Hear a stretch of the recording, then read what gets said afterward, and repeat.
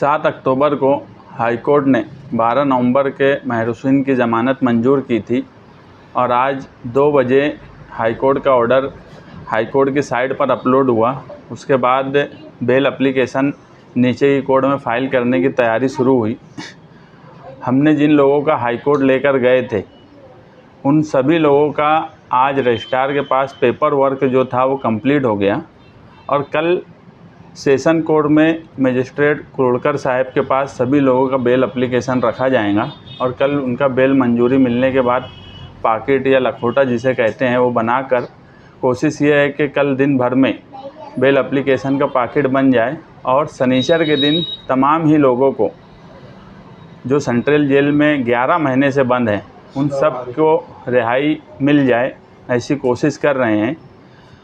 11 महीना बेगुनाह को जेल में रखना ये खुद एक बहुत बड़ा जुर्म है कि नाइंसाफ़ी है। और कोई भी इंसान हो, जब जुल्म और नाइंसाफ़ी इस हद तक होती है तो कहीं ना कहीं इंसान का कानून से भरोसा उठने लगता है। अब कानून पर जो भरोसा होता है वो डगमगा जाता है और हम नहीं चाहते कि जो लोग भी जेल में बंद है उनका कानून से भरोसा उठे। इसलिए हम शनिचर के दिन उन सभी लोगों को मालेगांव लाने के बाद जो हिंदुस्तान का कानून लिखा गया है, जो बाबा साहेब अम्बेडकर ने लिखा है, तो हम उनका फूल हार करेंगे और शहीदों की यादगार के पास आकर सभी लोगों को दस्तूर पढ़ाएंगे ताकि उन लोगों का कानून पर भरोसा कायम रहे।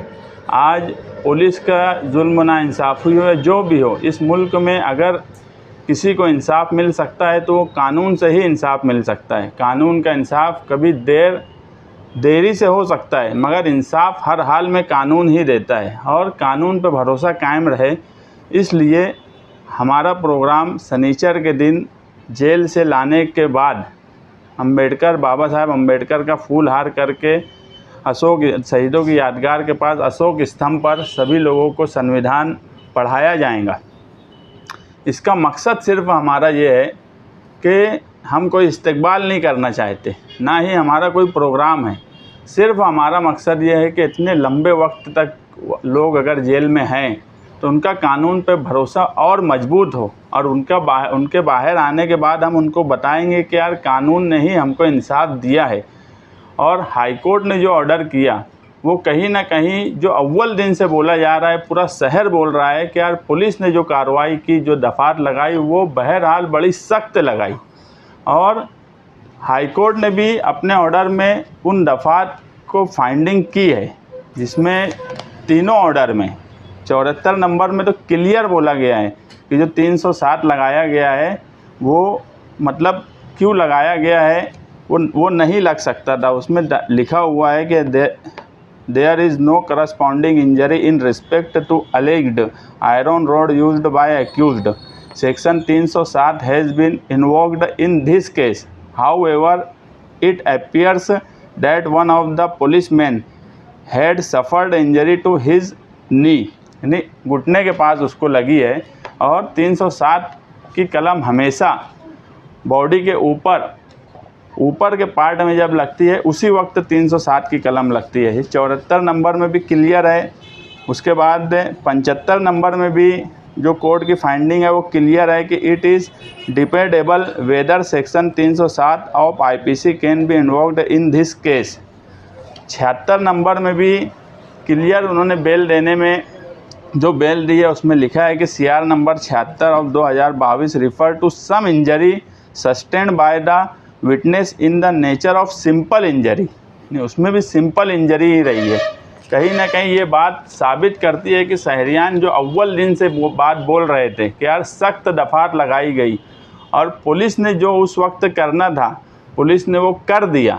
मगर हम इस शहर में निहाल साहब के वक्त से कभी भी पुलिस की जुल्म और नाइंसाफ़ी को इस शहर ने कभी बर्दाश्त नहीं किया। और हमने हमेशा जब भी इस शहर पर जुल्म और नाइंसाफ़ी हुई तो हमने उसको रोकने की कोशिश की, उसके ख़िलाफ़ हमने पूरी ताकत से लड़ने की कोशिश की। इस शहर में आज भी निहाल साहब के उसूल और निहाल साहब का जो तरीक़ाकार रहा है उसे हम ज़िंदा रखे हुए हैं। और ये उसी की मिसाल है कि इस मामले में भी जो ट्रायल चलेगा, मैं खुद भी 75 नंबर एफआईआर में मुलजिम हूँ। इसके साथ में जितने भी सैकड़ों लोगों पे केस बनाया गया है, हम ट्रायल का तो सामना करेंगे और मुझे पूरी उम्मीद है कि इंशाअल्लाह हम सबके सब ट्रायल में बेगुनाह साबित होंगे। लेकिन उसके बाद भी इक्विटल एप्लीकेशन हाई कोर्ट में हम फाइल करेंगे कि जो दफ़ात ज़्यादा लगाई गई है उन दफ़ात को वापस लिया जाए, रिवोक किया जाए। ये एप्लीकेशन हम हाई कोर्ट में फ़ाइल करेंगे ताकि अब जो है हमको जो जुल्म नाइंसाफ़ी, हमको जो सज़ा मिलनी थी वो सज़ा तो हमको मिली, मगर अब पुलिस को भी जवाबदेह होना पड़ेगा। पुलिस इतनी आसानी से इस शहर में कुछ भी करके बच जाएंगी, ऐसा कभी इस शहर में नहीं हुआ। और इस शहर ने जो सबसे नालायक ऑफिसर था, जिसने 12 नवंबर के सवाल पे इस तरह का भ्रष्टाचार किया, दूसरे मामलात में भी किया, उसको भी शहर ने अपने अंजाम को पहुंचाया है और इनके छूटने से पहले ही उसको अपने अंजाम को पहुंचा दिया है। तो ये शहर कभी नाइंसाफ़ी बर्दाश्त नहीं करता और अभी भी जो जुल्म और नाइंसाफ़ी हुई है, हम इन दफ़ात को चैलेंज करेंगे जिस पर हाई कोर्ट की क्लियर फाइंडिंग है। हमने हमेशा बोला है कि उस वक्त भी हम यही बात बोलते थे कि जिसने जो जुर्म किया है, जिसने जैसा जिसका इन्वॉल्वमेंट है, उस पर उसी तरह की दफ़ात लगाई जाए। मगर यहाँ तक के हाफिज़ कुरान, हाफिज़ लोगों पे भी इन सख्त दफ़ात लगाकर उनको भी जेल में डाल दिया गया। इस तरह की जुल्म और नाइंसाफ़ी माजी में इस शहर ने कभी नहीं देखा। जिस तरह की जुल्म और नाइंसाफ़ी 12 नवंबर के सवाल पर हुई, मैं खुद जेल में था। मुझे सुपरिटेंडेंट, जो जेल के सुपरिटेंडेंट है, कई बार उन्होंने ये बात कहा कि यार हमने कभी दंगल में इतना लंबा वक्त कोई जेल में रहे हमने नहीं देखा। तो इस तरह की सख्त दफ़ात थी कि हम अगर पूरी शिद्दत से कोशिश नहीं करते हाई कोर्ट में, तो ये मामला कोरोना वायरस की वजह से जो 2 साल हाई कोर्ट बंद थी, जहाँ पर कामकाज बहुत अर्जेंट मैटर के ऑनलाइन चले, बाकी जनरल कोई मैटर हाई कोर्ट में चलते नहीं थे।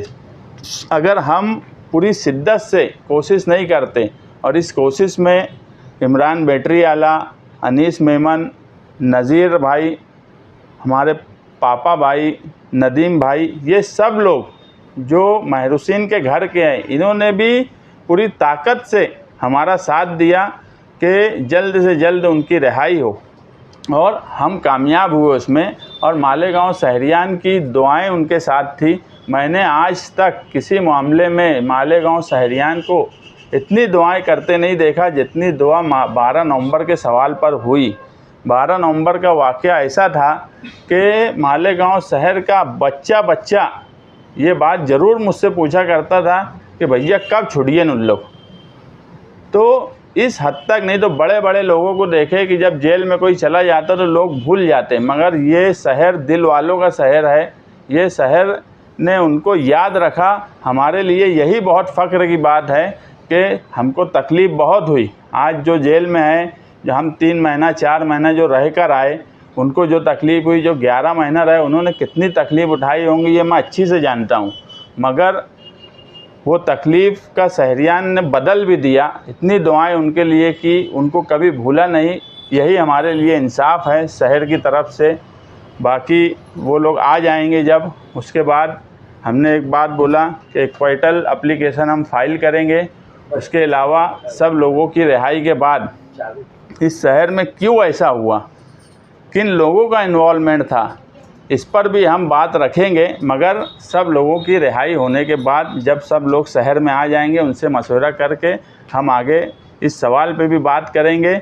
आज हमारा मकसद ये है कि सब लोग जेल से रिहाई पाएँ और उनका कानून पे भरोसा कायम रहे। इसलिए हम शहीदों की यादगार अशोक स्तंभ पे सबको दस्तूर पढ़ाना चाहते हैं। हमारा मकसद किसी का इस्तकबाल करना या कोई प्रोग्राम करना ये मकसद कतई नहीं है, सिर्फ़ कानून पर भरोसा। हम हमेशा बोलते कि इस शहर में हम गांधीवादी है, हम अम्बेडकरवादी है। हमने हमेशा गांधी के जो नज़रियात थे उस पर चलकर आंदोलन किया और वो हमेशा पुरअमन आंदोलन रहा। और 12 नवंबर का भी आंदोलन पुरअमन आंदोलन था। कुछ लोगों की गलती से, वो भी पथराव की, उसको फसाद का नाम दिया गया, जबकि मैं ऐसा मानता हूँ कि वो फसाद था ही नहीं। इतनी सख्त दफ़ात उसमें लग ही नहीं सकती थी। जितना जिसका रूल था, जितना जिसका इन्वॉल्वमेंट था, उतनी ही सज़ा उसको मिलना चाहिए थी। क्योंकि पुलिस डिपार्टमेंट भी एक बात ध्यान रखे कि जब पुलिस अपनी नौकरी पे आती है तो कानून में ये बात बोली गई, उनको ये बात बताई जाती है कि 100 गुनहगार छूट जाएं, मगर एक बेगुनाह को सज़ा नहीं होना चाहिए। मगर मालेगांव की पुलिस ने 12 नवंबर के सवाल पे सैकड़ों लोगों को ऐसी सज़ा दी जिसके हकदार वो कतई नहीं थे। इसलिए मैं पहले भी बोला ये बात कि अभी तक जवाबदेह हम थे, अब जवाबदेह पुलिस को होना पड़ेगा।